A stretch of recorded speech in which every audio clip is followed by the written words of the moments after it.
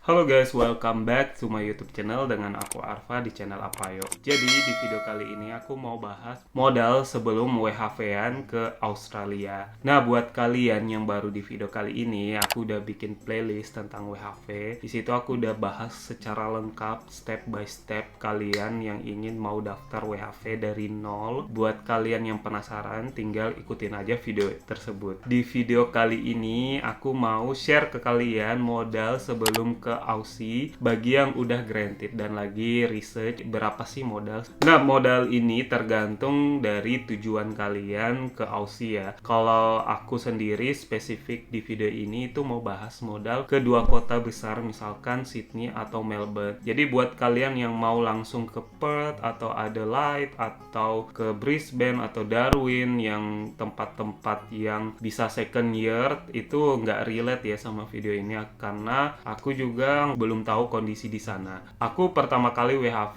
itu menginjakkan kaki di Melbourne, jadi lebih dan kurangnya aku udah tahu apa aja yang perlu dipersiapkan dan apa aja modal yang keluar ketika kalian mau ke Melbourne, dan bisa jadi sama aja dengan Sydney ya.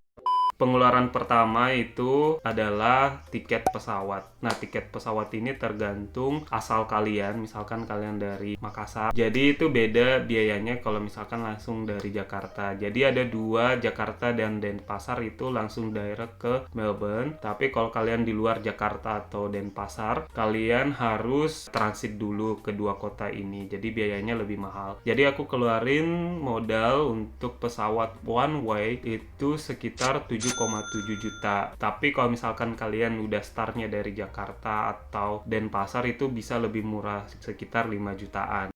Untuk pengeluaran selanjutnya itu di dalam bagasi kita, kalian persiapkan itu yang menurutku wajib ya, kayak obat-obatan, makanan, termasuk kayak bumbu-bumbu jadi, dan peralatan-peralatan mandi, peralatan skincare kalian. Aku budget ini sekitar 1 juta, nggak banyak-banyak amat, tapi cukup untuk sekitar 2 minggu sampai 4 minggu di Australia. Buat kalian yang penasaran isi bagasiku pada saat ke Melbourne itu, aku udah bikin videonya yang ini. Di situ kalian bisa setidaknya punya referensi lah apa yang kalian mau bawa dalam bagasi kalian sebelum ke Melbourne atau ke Sydney. Nah, selanjutnya pengeluaran yang nggak kalah penting itu adalah tempat tinggal. Sebenarnya tempat tinggal ini agak complicated ya guys kalau mau dijelasin satu persatu. Tapi di sini aku berusaha untuk memberi gambaran real yang kalian akan dapati ketika mau ngeren kamar atau tempat tinggal di Australia. Di sini ada istilahnya private sama share room. Otomatis kalau private itu harganya lebih mahal. Tapi kalau misalkan kalian jauh dari kota juga, biasanya lebih murah juga sih, tergantung jarak juga dari pusat kota. Di sini kalian harus pertimbangkan jarak juga, apalagi kalian mau kerja kan. Ketika kalian jauh dari kota juga, peluang kerja atau lowongan kerja juga makin dikit kan kalau misalkan jauh dari kota. Dan ada juga istilah include bill sama nggak include bills. Jadi itu beda lagi biayanya. Jadi kita ambil rata-rata aja, misalkan 250 per minggu. Nah, ada lagi istilah di sini tuh harus bayar sekitar 2 minggu, fortnight, atau langsung 1 bulan. Tapi jaga-jaga karena ini modal kan dari Indonesia ke Australia, dan kita nggak tahu kalian bakal langsung dapat kerja dalam minggu pertama atau 2 minggu pertama, nggak bakal tahu ya, atau sampai 1 bulan. Jadi jaga-jaga aja, siapin uang untuk nyewa apartemen atau room sekitar 4 minggu atau 1 bulan. Jadi siapin $1.000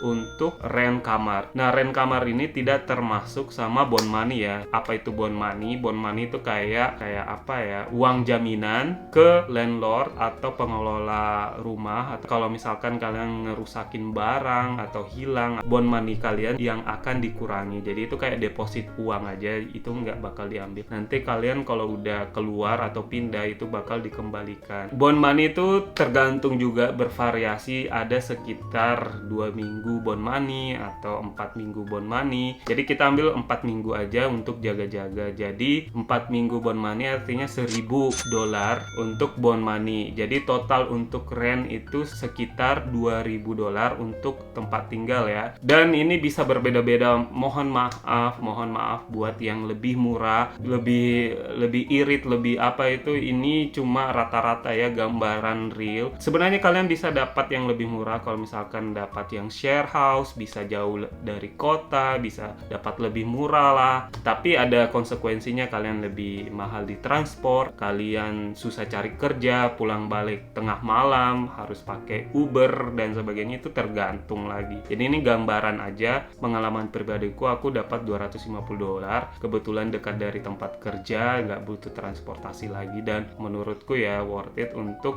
lokasi yang dekat dari tempat kerja.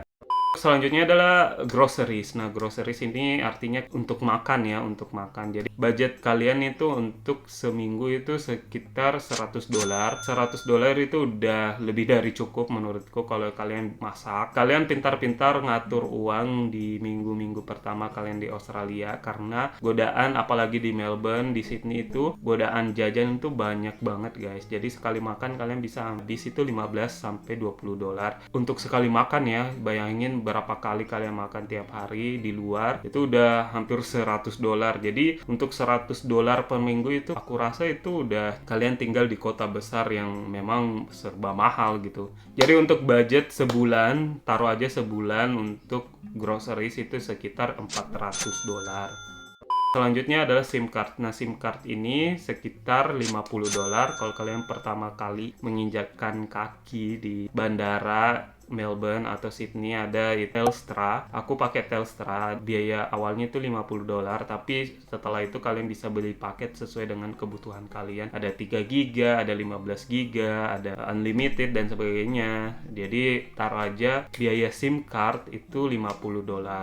Selanjutnya transportasi. Nah, transportasi di Melbourne aku nggak tahu di Sydney ya, tapi di Victoria khususnya Melbourne itu ada namanya MyKey. MyKey itu di top up bisa pakai MyKey Pass. Jadi kalian top up untuk dalam kurung waktu seminggu itu jauh lebih murah daripada kalian uangnya yang dikurangi ya. Jadi kalian seminggu itu pengeluarannya sebenarnya $50 ya untuk seminggu, bebas kalian mau kemana aja di zona 1 dan 2. Kalian cuma bayar $50 per minggu. Dan kalau misalkan kalian beli yang per bulan itu jauh lebih murah lagi, sekitar $165 per bulan. Jadi untuk satu bulan kalian bisa budget sekitar $165 untuk transportasi. Transportasi ini sangat nyaman ya di Melbourne, bisa kemana aja, pakai kereta atau tram atau bis. Jadi gak perlu beli kendaraan dulu. Kalau misalkan kalian ada di kota, jauh lebih hemat lah kalau pakai yang MyKey Pass.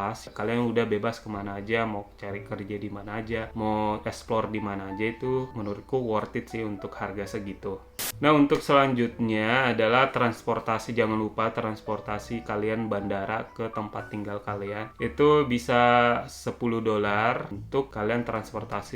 Nah, selanjutnya biaya opsional ya. Opsional ini artinya kalau kalian mau tidak mau, penting nggak penting, tapi menurutku juga penting juga. Kan di sini kalian butuh kerja kan, jadi kalian harus ngeluarin biaya-biaya ini karena kalian juga butuh improvement ya, kayak license juga. Yang pertama adalah biaya RSA atau Responsible of Serving Alcohol. Jadi buat kalian yang mau kerja di resto, jadi pelayan, front of house, atau jadi food runner, atau jadi barista, walaupun kalian kerja di cafe biasanya diminta RSA. Nah, biayanya ini juga tergantung ya. Kalau aku pribadi itu sekitar $50. Selanjutnya food handling. Nah, food handling ini kalau kalian mau kerja di kitchen hand, cook atau chef, itu biayanya sekitar $100. Selanjutnya adalah biaya white card. Nah, ini penting nggak penting juga, tapi kalau kalian punya minat atau kesempatan kerja di bagian construction, kayak jadi tukang bangunan dan sebagainya, itu white card itu dibutuhkan. Nah, biaya white card ini agak mahal juga, sekitar $100.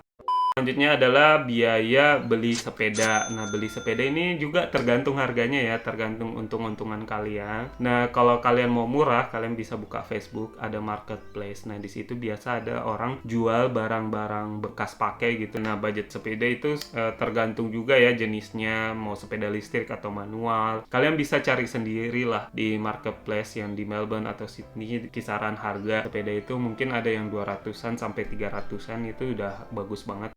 Nah, untuk selanjutnya adalah ini biaya kalau misalkan kalian tiba-tiba berubah pikiran ya. Kalau misalkan di Melbourne itu nggak dapat kerja 2 minggu, udah pusing, uring-uringan nggak dapat kerja, akhirnya ada tawaran untuk kerja second year atau outback, misalkan di perkebunan, factory, fruit picking, dan sebagainya. Tiba-tiba kalian kepikiran untuk pindah gitu. Jadi kalian harus siapin dana relocate. Nah, dana relocate ini termasuk transportasi dari kota ke kota, biaya tempat tinggal yang baru, misalkan kalian sewa tempat tinggal, dan keren itu jauh lebih murah ya kalau misalkan di regional. Aku nggak bisa ya estimasi biaya relocate ini, tergantung tempat, tergantung lokasi, tergantung kebutuhan kalian. Jadi kalian harus pertimbangkan biaya relocate untuk yang mau ke Australia. Karena kalau misalkan kalian pertimbangkan biaya tersebut, udah ada siap dananya, dana buat relocate itu jauh lebih gampang guys untuk pindah ke tempat lain. Jadi kalian nggak butuh waktu lama untuk bisa pindah gitu. Kayak aku kemarin, karena aku nggak ada biaya relocate ini, temanku udah dapat tawaran di Meat Factory, aku belum bisa ikut karena aku belum punya dana buat relocate. Jadi aku harus kerja dulu 3 bulan di kota baru bisa kekumpul untuk pindah ke regional. Nah, untuk selanjutnya itu beli mobil, biaya beli mobil. Nah, biaya beli mobil ini juga kalau kalian berpikir kayak, aduh di Melbourne nggak dapat kerja nih, tiba-tiba ditawarin kerja juga di regional, dapat kerja info dari teman, atau udah apply di SIK dan sebagainya dan berhasil, dan kalian akhirnya mau ke regional. Tapi di regional itu kadang di perusahaan itu nanya, kamu harus punya kendaraan pribadi loh dan sebagainya, tapi kalian nggak punya temen nih, nggak punya siapa-siapa, jadi kalian harus siapin uang beli mobil guys. Nah, untuk beli mobil, harga mobil ini tergantung ya sama mobilnya, tapi rata-ratanya sih 4.000 Australian dollar harga mobil yang mobil kecil gitu, tapi lumayan bagus. Jadi kalian siapin kalau misalkan kalian tipikal orang yang aduh beli mobil deh biar gampang dan sebagainya. Nah, untuk biayanya sendiri, biaya yang kalian harus keluarkan itu sebenarnya aku nggak bisa total ya. Jadi kalian pilih-pilih aja menurut kalian penting dan nggak penting. Jadi aku tunjukin aja ini list biayanya. Kalian nggak harus semua ya yang kalian harus modali, tapi kalian bisa pilih-pilih aja dari sekian poin ini. Kalian mau fokus di kota dulu sampai dapat modalnya untuk relocate atau outback. Kalau misalkan kalian mau langsung outback, kalian pilih ternyata harus beli mobil dan sebagainya. Jadi kalian pilih-pilih aja yang mana kalian rasa penting, yang nggak penting nggak usah dimasukin. Nah, itu aja video kali ini. Kalau kalian suka video ini, jangan lupa like, subscribe, dan komen, dan share video ini ke teman-teman kalian yang mau ke Australia, sehingga kalian bisa well prepare dan tahu pengeluaran-pengeluaran apa yang akan kalian keluarkan ketika mau ke Australia. Nah, itu aja video kali ini. Thank you for watching. I'll see you next vlog. Bye!